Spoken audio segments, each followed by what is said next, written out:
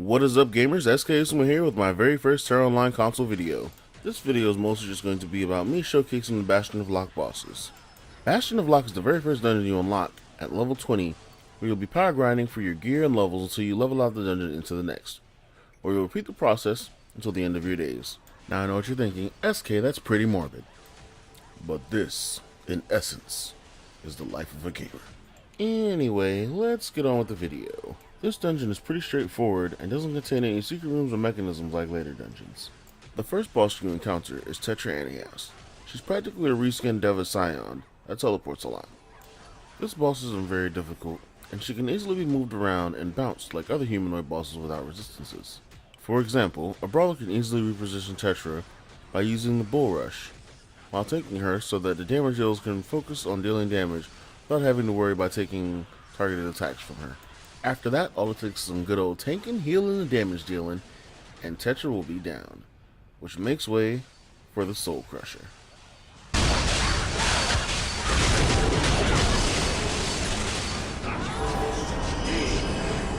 The Soul Crusher is a giant Teralith boss, and of course, the second boss you encounter. But don't let this mountain's speed fool you. What it lacks in speed it makes up for in powerful attacks, both ranged and targeted. As with every other boss in Tera, his powerful attacks are distinguished by a red outline, indicating what area you might not want to be in a few seconds. Unlike humanoid bosses, you can't really bully the Soul Crusher around the map with a brawler. Its attacks are mostly focused from where its right arm is positioned to wherever the current aggro is placed. It can also commit to combo attacks, where it attacks with its left arm in a slam, and then its right arm in a slam. Both attacks are considered AoEs. One of Soul Crusher's more dangerous moves is a wide AoE that covers a generous area. This move is able to hit healers and damage dealers if they aren't properly placed, and can possibly KO if they aren't properly geared. His most dangerous move, however, is preceded by the message, Soul Crusher prepares a fireball of rage.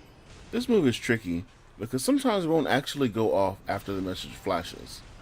But when it does go off, he superheats the ground, and then places spheres for the final hit, and which if you're squishy, it'll probably kill you, if you get caught in the full animation of the move. It's actually quite hard to explain what this move looks like, but you'll know it when you see it.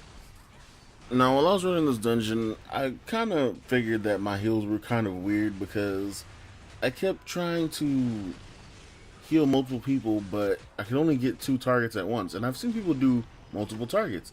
So I wondered, maybe it's a level up in the skill, like when the skill level up, you'll actually be able to heal more people at once. And then I actually started messing with the glyphs. And I saw that if you activated the glyph for the heal, you actually get to target more than 2 people. So that's one thing that new players should actually realize when coming to the game if you're playing a priest or a mystic, because they both have the same style of heals. So for all players, healers, damage dealers, tanks, if you realize that your skills aren't doing what you think they should be doing, check the glyphs, because they might actually have some useful things in the glyphs that can help you be better at playing your class and actually help you, evolve so much sooner in the game. Like, I personally remember kept thinking, man, priests kind of suck. Like, why would you only be able to heal 2 people at once? And these bosses are able to do AoEs to hit everybody, and then they only have like another regen skill, and I'm thinking, this is going to be a weird class to play. I don't think I want to play this anymore.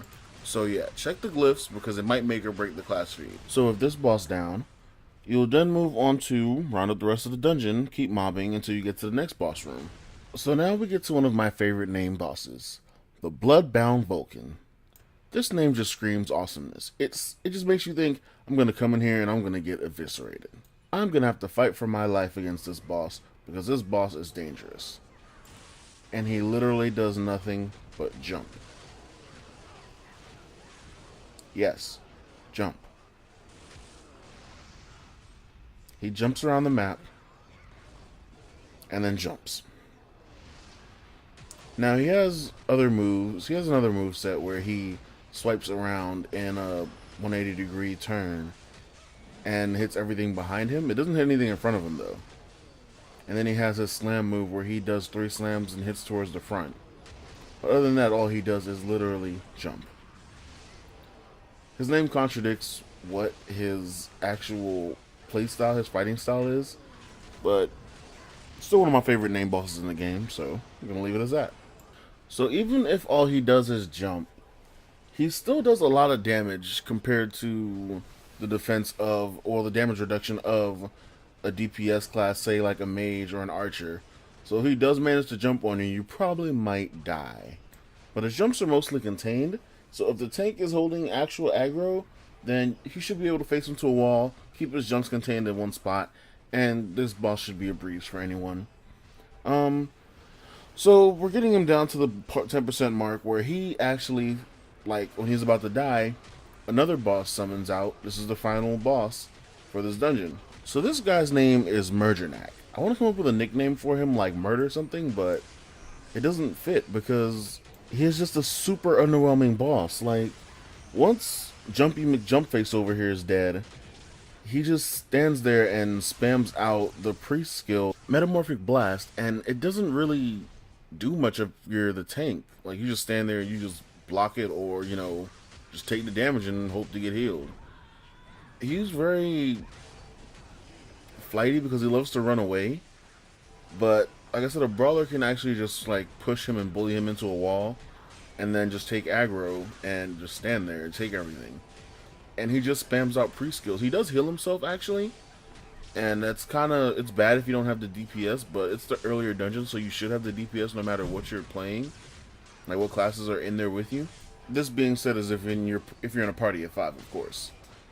But this boss is just really underwhelming. I wish they would do something else with him to make him, you know, better, but I guess he's just the first dungeon boss, so I mean, his Metamorphic Blast is pretty spammy. He like has no cooldown on this thing, and it's kind of ridiculous because if he gets onto one of the damage dealers like a mage or archer and just spams it over and over, you can actually kill them if you're not paying attention on healing those classes. So that's the Bastion of Lok dungeon.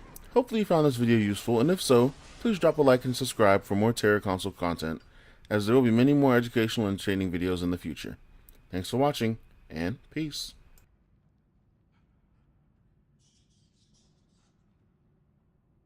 But wait! There's more! Hang on to your seat, baby! Cause this one's a screamer! As of right now, me recording this video and about to publish it and upload it to YouTube, Sony has switched their release date for Tera to out now, which means we might just have this game today, people. Now, if you're familiar with PlayStation Store's update time, that does not mean the game is out right now. The game will be out as soon as PlayStation updates their store and the EMAS team announces it on Twitter. So pay attention to Twitter, pay attention to Facebook, pay attention to the EMAS Discord. I mean, it's going to be up on one of those things as soon as it's out, guys. This just means you cannot stop the hype train. The hype train is moving from the platform, and it's all aboard who's going aboard.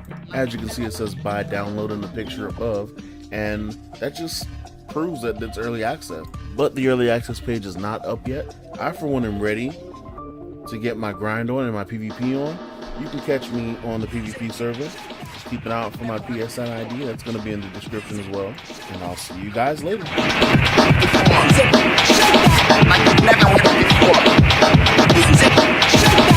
you never